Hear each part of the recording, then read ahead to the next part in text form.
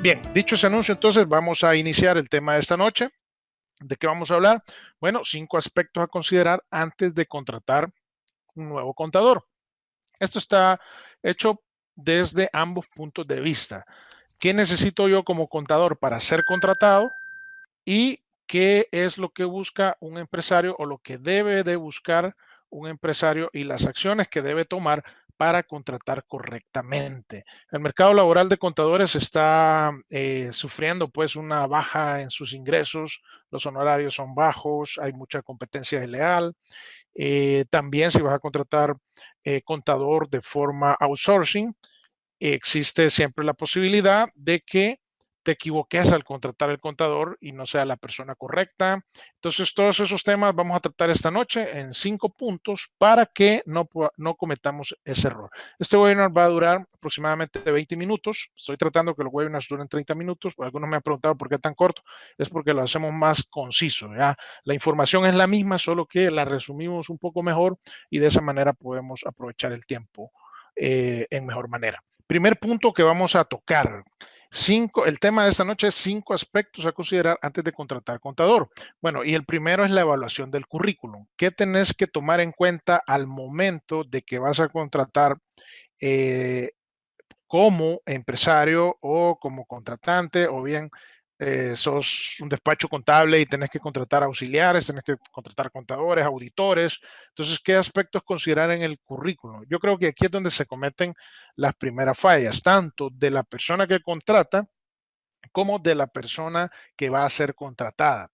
Muchas veces a mí me ha tocado, pocas veces me ha tocado hacer currículum, pues siempre, casi siempre he trabajado independiente. Pero yo recuerdo que anteriormente, cuando hacía yo mis currículums, los hacía de una página. Antes no estaba de moda eso, sino que era, era como una obligación llevar un currículum súper grueso, porque entre más ponías ahí, se sentía más grueso el currículum y que la persona sabía más, etcétera, ¿no? Entonces yo hacía uno de mis currículums de una página y con eso iba y los presentaba, ¿no? Entonces no gustaba mucho. Ahora eso ha cambiado. Hoy en día es casi indispensable que el currículum sea de una página. Y es porque los currículums deben de ser breves y deben de ser claros y deben de indicar cuáles son tus competencias. En el caso del aspirante a un puesto, cuáles son tus competencias, cuáles son tus habilidades, cuál es tu experiencia, en forma resumida, porque el que contrata tiene que ver miles, a veces cientos y miles de currículums y se le hace muy difícil estar examinando el montón de páginas. Así que aquí va un punto bien importante, tanto para el que contrata como para el que va a ser contratado. Y es el hecho de poder resumir de la manera más breve, concisa, la manera más clara, su currículum vitae. Debe de ser totalmente transparente y algo que yo recomiendo es que investiguen bien para los que van a ser contratados y van a presentar su currículum, que investiguen bien a la empresa a la cual van a presentar. Normalmente existe esa costumbre de tener un solo currículum, imprimir 100 copias de ese currículum y irlo a dejar por todos lados. Eso no funciona. Tenemos que investigar la empresa a la cual vamos a ir a dejar el currículum y aplicar para los puestos que yo tengo mayores posibilidades de ser contratado y adecuar el currículum para ese puesto. En la medida que esto pase, para el contratante va a ser más fácil contratarme. ¿Ya? ¿Me explico? Espero que eso lo tomen en cuenta. Me ha tocado, pues, toda esta experiencia que tengo de tener negocio, tener algún tipo de emprendimiento, me ha tocado contratar mucha gente y sí es bien difícil cuando te vienen esos currículums súper largos, te ponen hasta el certificado del kinder, el certificado de parvularia y eso. Es obvio que ya si tenés bachillerato ya pasaste por parvularia, entonces no pongan nada de eso, pongan concisamente lo que tienen que poner en el currículum y sobre todo en la primera hoja. Bien, es importante lo que digo de que la experiencia que hayas tenido sea plasmada en ese currículum de forma resumida y de acuerdo al puesto que estás aplicando. Ejemplo, si tú estás aplicando para un puesto de, qué sé yo, análisis de cuentas por cobrar, ejemplo, en el área contable, estamos hablando aquí área contable. Entonces yo necesito contratar a alguien en el área de cuentas por cobrar y en el análisis hay que analizar cartera, hay que analizar mora, hay que revisar seguimiento de clientes, hay que revisar, conciliar las cuentas, sacar estados de cuenta. Entonces, todas esas son las competencias que yo voy a necesitar para contratar a la persona. Entonces, si yo no estoy haciéndolo correctamente en mi currículum, no estoy poniendo exactamente la experiencia que tengo en esa área, difícilmente voy a ser contratado. Así que una recomendación que les doy tanto para el que contrata como, pero sobre todo para el que va a llevar el currículum, aquellos que quieren ser contratados, es que pongan de acuerdo al puesto, ¿ya? O sea, no puedes poner en el resumen, tú no vas a poder poner toda tu experiencia, por lo menos no en la primera página. Entonces, en la primera página puedes poner tu experiencia de acuerdo al puesto, adecuar el currículum al puesto que estoy aspirando. Ya, eso es muy importante que lo hagan, porque en la medida que ustedes lo hacen, facilitan las cosas para el que está contratando. Y le digo porque a mí me ha tocado examinar cientos de currículums y es agotador estar viendo tanto currículum y no hayas lo que buscas, no hayas, y a veces, muchas veces se usan esas plantillas de Word, esas plantillas que ya son obsoletas, entonces se pone lo mismo, lo mismo, lo mismo y y cuesta encontrar lo que uno anda buscando en el currículum y a veces la gente lo tiene, pero lastimosamente como no lo puso en forma clara y concisa en el currículum para que sea encontrado por el contratante, entonces se desecha ese candidato y es lamentable porque a lo mejor era una persona que sí daba para el puesto. Bien, importante, muy importante también que solicitemos, ya sea, estoy hablando aquí en este punto uno, estoy hablando de las dos partes, el que contrata y el contratante y el que va a ser contratado, perdón.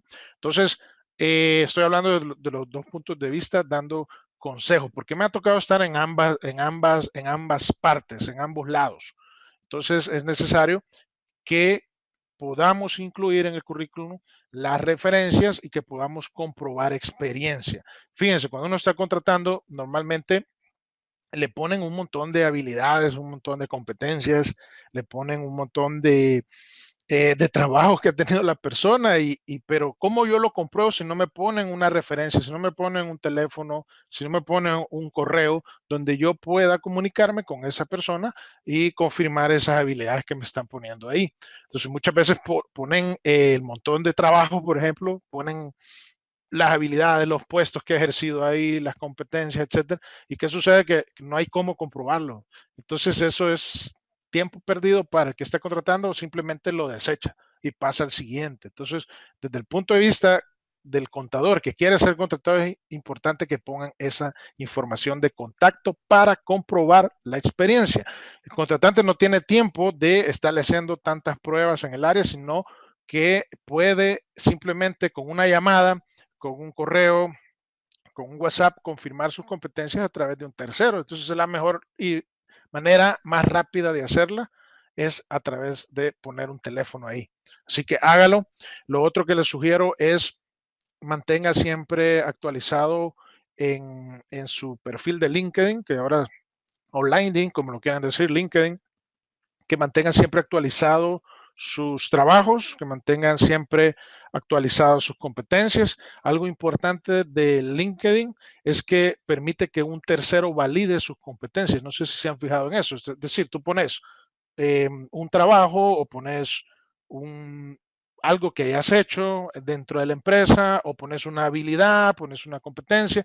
Entonces alguien te dice, yo conozco a él y sé que sí es bueno en lo que está diciendo que hace. Ya, por ejemplo, un contador puede poner, bueno, yo trabajé en costos, desarrollé un sistema de costeo para la empresa y la planta X, Y, Z, y viene un tercero que está en la red social, porque para eso sirve la red social, ¿no? Y te dice, sí, yo trabajé con él en ese proyecto y valido esa competencia. Entonces, el que está contratando puede confirmarlo rápidamente a través de una red social como lo es LinkedIn. Entonces, le sugiero mucho que haga eso y sobre todo que pueda poner en el LinkedIn o en su currículum, pueda poner, muy importante que ponga los logros, los logros. Los logros normalmente no son tanto la experiencia, sino son aquellos problemas a los que te has enfrentado y que has podido resolver de una manera eficaz. Y no solamente cuál es el problema que resolviste, sino cómo lo hiciste. Eso se lo puedes explicar en un par de líneas. Si lo explicas en el LinkedIn, lo pones y alguien te lo valida. Si lo pones en tu currículum, excelente. Puedes poner en cada trabajo que has tenido, en cada experiencia laboral, puedes poner ahí los logros que tuviste en ese empleo. Eso es importante porque permite al que está contratando saber a qué problemas te has enfrentado anteriormente y sobre la base de eso poder tener una idea de qué es lo que de qué es lo que tú puedes resolverle a él, ¿ya? Y es importante también para el que esté contratando que examine y que pida en sus solicitudes de aspirantes que pongan cuáles son los logros que incluyan en su currículum esos logros que ha tenido en cada experiencia laboral. Bien, hay otros temas, pues, pero esto es lo principal que quería compartirles en cuanto al punto uno. Ok, importante también definir el nivel de experiencia para el que está contratando. Esto va más que todo para el que está contratando. ¿Cuál es el nivel de experiencia que desea? Normalmente uno puede contratar gente con 1 año de experiencia, con 5 años, o puede haber alguien que tenga 10, 20 años. Lo que sucede es que tenemos gente aplicando a puestos en los cuales no se requiere mucha experiencia. Por ejemplo, un auxiliar contable, a veces uno pone una vacante de auxiliar contable y te llegan currículums con años de preparación, con licenciaturas, con posgrados. Entonces no lo puedes ubicar ahí porque no es esa la experiencia que estás buscando. Entonces yo como contratante debo de poner en la oferta laboral que estoy solicitando, que estoy poniendo en una red social, que estoy poniendo en un clasificado, etcétera, cuál es el nivel de experiencia que deseo para que el aspirante pueda saber si aplica o no aplica. Normalmente a más experiencia, se requiere un puesto en el cual la persona va a tener mayor responsabilidad, entonces se requiere más experiencia.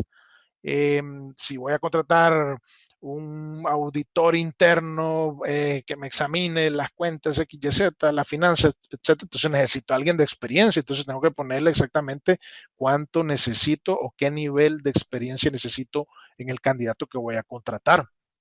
Normalmente se cree que la gente mayor no se le da trabajo porque solo al joven contratan. No, lo que sucede es que se espera pues de un aspirante que tenga más edad, que tenga más experiencia y que pueda comprobarla y que tenga más responsabilidades a tomar dentro de la empresa. Así que eso yo sugiero de que ustedes puedan incluirlo, ya sea el contratante, que lo ponga exactamente qué es lo que desea.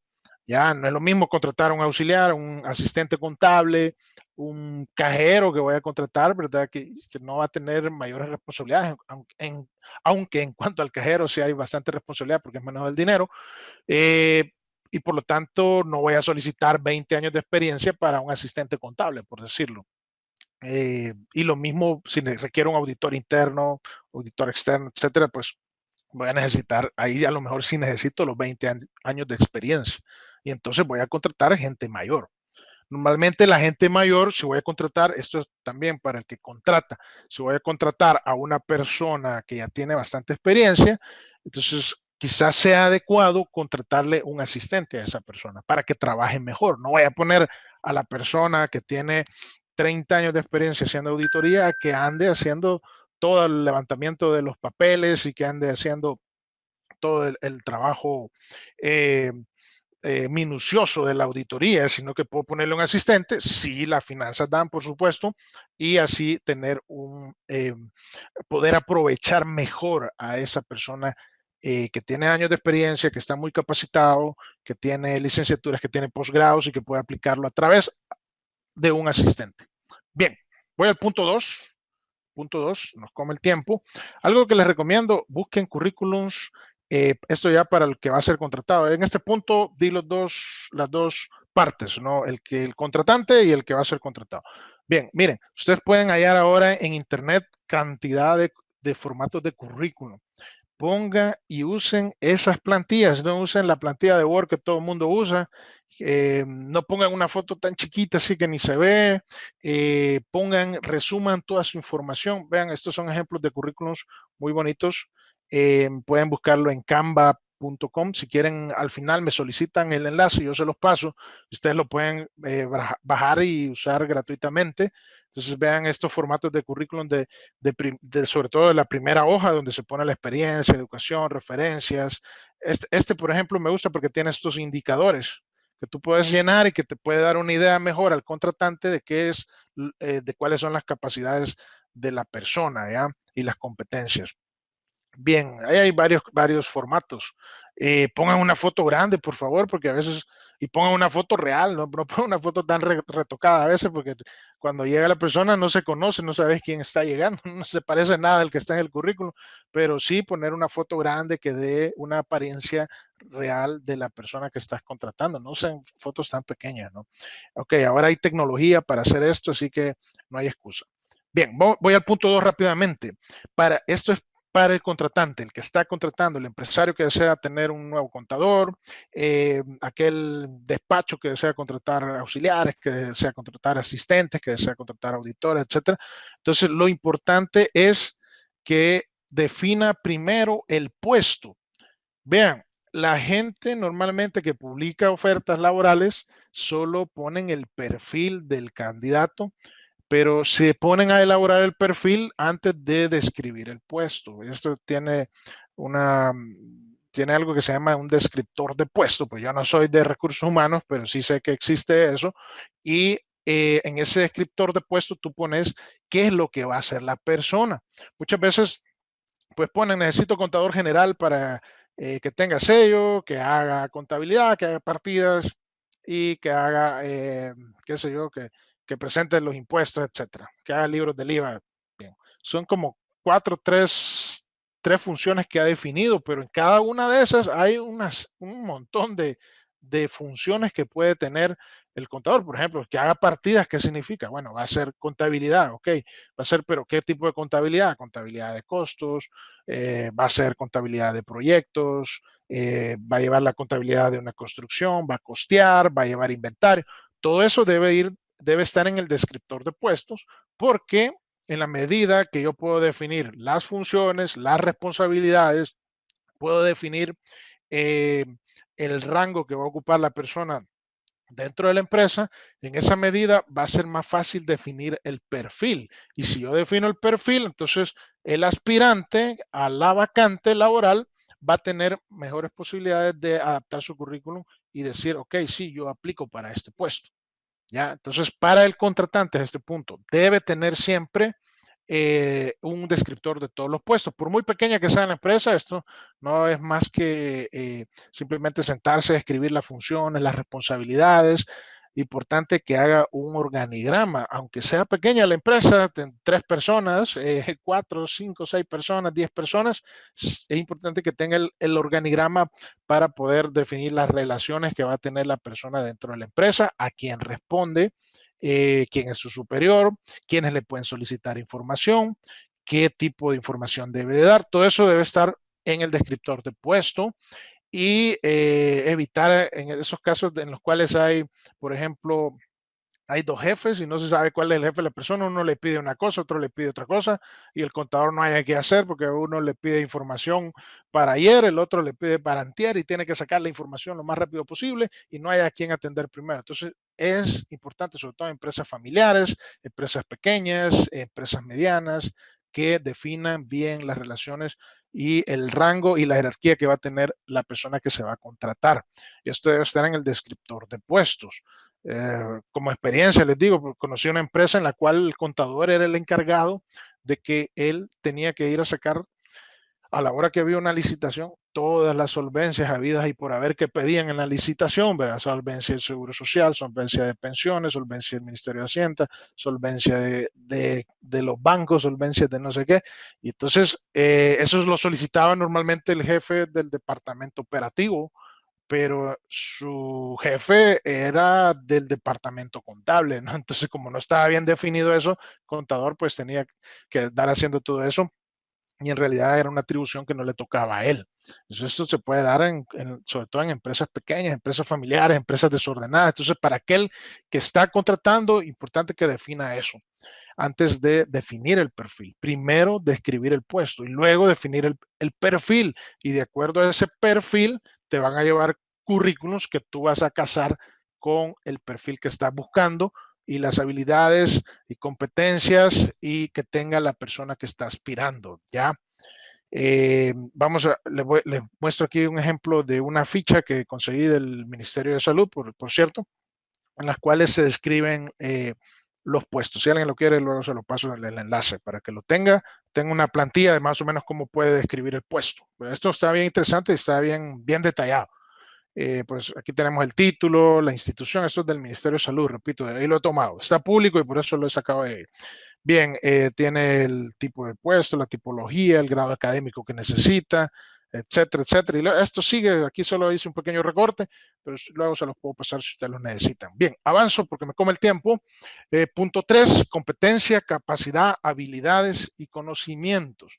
Una vez que yo he hecho el descriptor de puesto, voy a definir estas 4 cosas. ¿Cuáles son las competencias que necesito? ¿Cuál es la capacidad que necesito del aspirante? ¿Cuáles son las habilidades que debe tener? Y los conocimientos. No es lo mismo, no es lo mismo.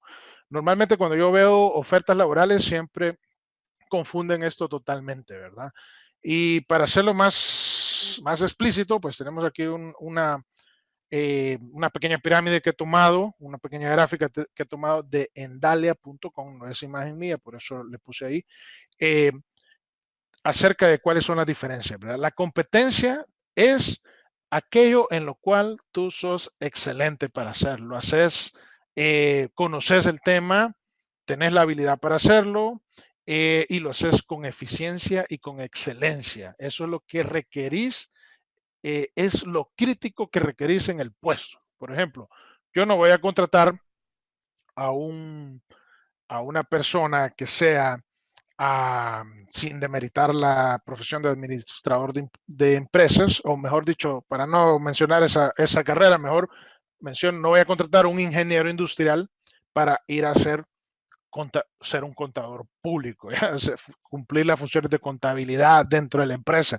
El ingeniero industrial, por mucha preparación que tenga, no tiene absolutamente ninguna competencia en contabilidad, ¿verdad? Puede que la tenga por experiencia, etcétera, sí, pero en resumen, yo lo que estoy buscando es que esa persona tenga para poder procesar partidas, conocimiento de las leyes, conocimiento de aspectos de auditoría que debe cumplir, etcétera, etcétera. Entonces, esas competencias deben de estar bien arraigadas en la persona para que pueda aspirar al puesto que he yo descrito en el descriptor de puestos y del cual he sacado mi perfil del aspirante que necesito. Entonces, tómelo en cuenta porque esas son las críticas, son las que necesito exactamente. Necesito que contabilice, necesita que sepa, por ejemplo, hoy, ahora que cuando se hace el IVA, hay que saber de temas de CSV, de temas de Excel, de temas de macros, de temas de plantillas de Excel. Entonces, yo debo definir eso en competencia porque son las que requiero sí o sí para presentar los impuestos hoy en día. Ejemplo, por dar un ejemplo, pues las habilidades pues son las capacidades para hacer que tiene la persona, pero que le llevan normalmente un poco más de tiempo. Tiene la habilidad de hacerlo, puede hacerlo, tiene el conocimiento necesario, pero le va a llevar más tiempo hacerlo, se va a tardar más, o a lo mejor voy a necesitar apoyarlo con una capacitación en el tema, etcétera, ¿verdad? Entonces las habilidades ya están en un nivel intermedio. Y luego la capacidad, pues, de aprender nuevas cosas, es el potencial que yo puedo obtener de esa persona. Normalmente cuando contratas a alguien joven, a alguien sin experiencia, pues nosotros aquí en Contraportable contratamos muchos jóvenes porque podemos enseñarles muchas cosas para trabajar, pero yo más que todo lo que busco son capacidades, porque un joven no tiene competencias, acaba de salir del bachiller, acaba de salir de la universidad o está estudiando, entonces no tiene ninguna experiencia, nunca ha trabajado, entonces le vamos a enseñar. ¿Qué evaluamos en el currículo? Que tenga mucha capacidad para aprender, capacidad para adaptarse, capacidad para asimilar conocimiento, capacidad para ser flexible en cuanto a cambiar de un rol a otro, porque somos una pequeña empresa. Entonces todo eso lo evaluamos nosotros y nos vamos más por esta área. Y sin embargo, es importante definirlas para que el aspirante sea el correcto al momento de contratar. Bien, avanzo. Voy al cuarto, definir los valores de la empresa. Esto que antaño, cuando pues este servidor andaba buscando trabajo, por ningún lado alguien lo iba a contratar por valores. Pero hoy en día es bien importante. Los valores en la empresa van a definir la motivación del personal que estoy contratando. Por ejemplo, todos vemos esos videos a veces que sale de la gente que trabaja en Google, la gente que trabaja en Apple. ¿Quién no quiere trabajar en esas empresas, estimados? ¿Por qué? Porque tienen unos valores que los definen, tienen una sinergia, se llama eso, que define a la empresa, que está dentro de la empresa y que todos quieren ser parte de eso. Entonces, importante que a la hora de evaluar candidatos, podamos evaluar cuáles son los valores que él profesa, qué es lo que él quiere, qué es lo que él desea, cuál es su anhelo, en qué área desea desarrollar su carrera, eh, cómo va a ser el ambiente laboral en el cual él desea desempeñarse. Pues yo he conocido, si ustedes se dan cuenta hoy en día que hay tanto call center en nuestros países, pues ahí hay una serie de valores que en otras empresas tradicionales no se toman en cuenta. Por ejemplo, la vestimenta, ¿verdad? Ahí pueden ir vestidos como quieran, pueden ir en short, pueden ir en sandalias, hay días de fiestas de disfraces y todo eso. El joven lo atrae y lo valora, pues esos son sus valores que él tiene, es lo que él desea, es lo que él aspira y por lo tanto esa empresa le atrae. Yo no estoy diciendo que en el área contable hagamos lo mismo, no, pero estoy diciendo también que debe evaluarlo al candidato de acuerdo a estos criterios, no solamente en las competencias y las habilidades que va a tener, sino también en qué representa esta empresa para él. Una oportunidad de crecimiento, representa una oportunidad de aprendizaje, una oportunidad de tener experiencia, una oportunidad de poder ascender y llegar al puesto que desea, desarrollarse en la auditoría, desarrollarse en la contabilidad, etcétera, etcétera, etcétera. Esto es bien importante que ustedes lo tomen en cuenta.